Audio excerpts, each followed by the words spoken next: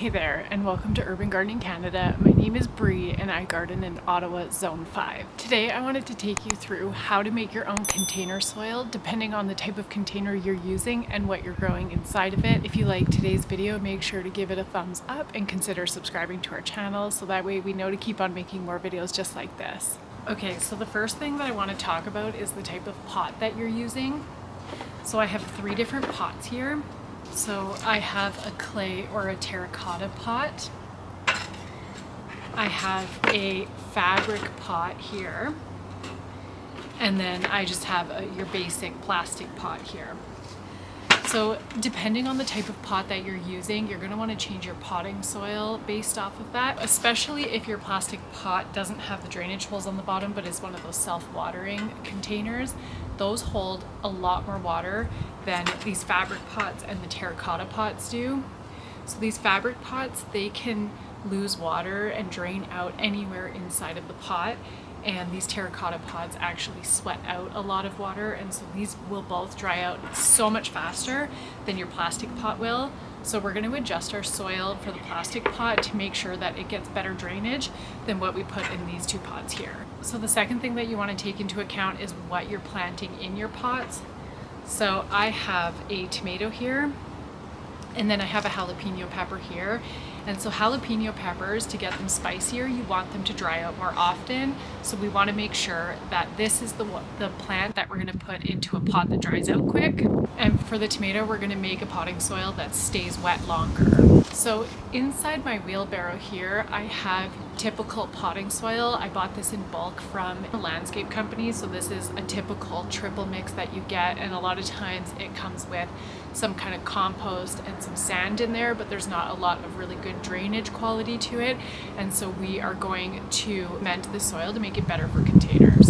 So I'm going to start with the fabric pot and the clay pot first, because these ones are going to need less drainage in them compared to the plastic one. So we can amend our soil once for these 2 types of pots and then amend it a second time for the plastic one. And so what I'm going to do is I'm going to be adding this peat-free seed starting mix that I made. You can find this recipe on my website. And so I'm just going to add it to the garden soil that I bought and have here in this wheelbarrow. And so inside of this seed starting mix, you have cocoa coir, perlite, vermiculite, and a little bit of worm castings. And all of those ingredients are really good when you're growing from seed because it helps with the drainage to make sure that your seeds don't rot when you first start out. And then it also makes sure that the roots of the seedlings can develop really well.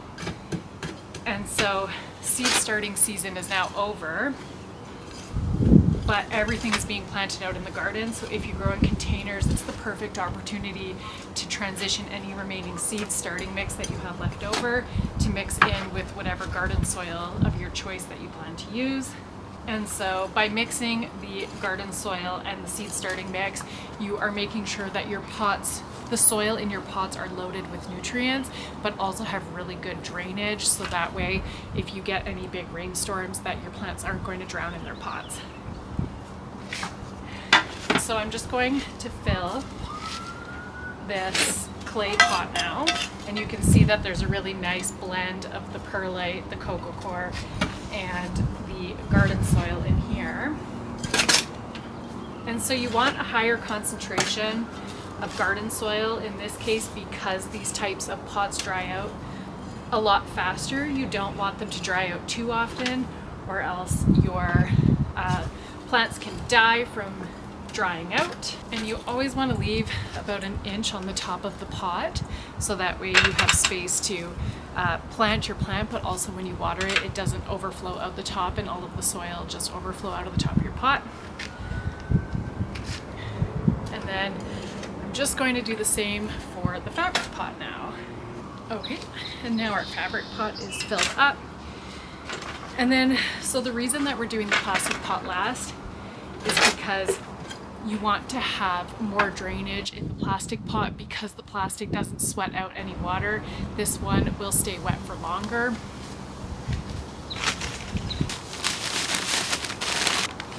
I recommend doing this outside because the seed starting mixes are really dusty, so it's not great for your breathing. So just make sure you're doing it in a really well ventilated area. And so there's no magic formula and percentage of mix to do with this. All you're really trying to do is balance the amount of nutrients that you have in there with drainage. So if you have a pot like mine that has the really big holes on the bottom, it's going to already get really good drainage. But if you have one of those self-watering pots, they hold on to a lot of water, and so you want to make sure that the potting soil inside has really good drainage. And then because your plants are contained inside of this pot and don't have access to nutrients in the ground, you do want to make sure that you are feeding your potted plants every couple of weeks during the growing season.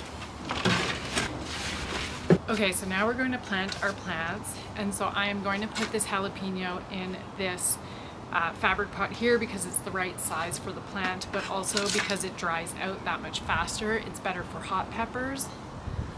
And so I'm just going to use my favorite tool, dibber, for planting baby plants.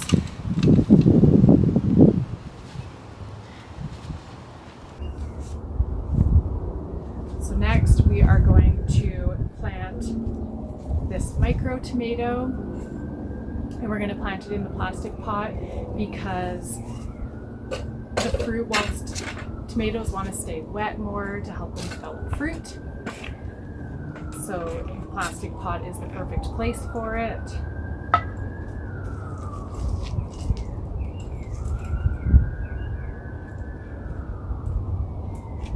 And because this is a micro tomato, it's not going to grow that big, so this pot size is the perfect size for it. And then finally, we're going to do another jalapeno in one of these pots because, again, they dry out quicker, so that's going to help it make for a spicier pepper.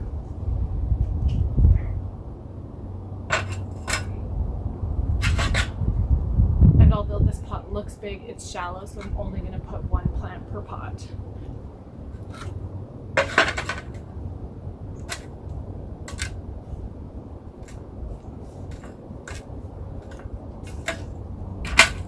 Right.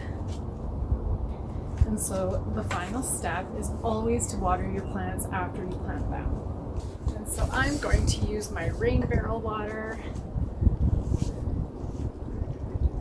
and I'm going to make sure that the soil gets a nice good watering to make sure that the whole pot is wet and that the plant doesn't dry out too quick and can get good root system since it's just freshly planted.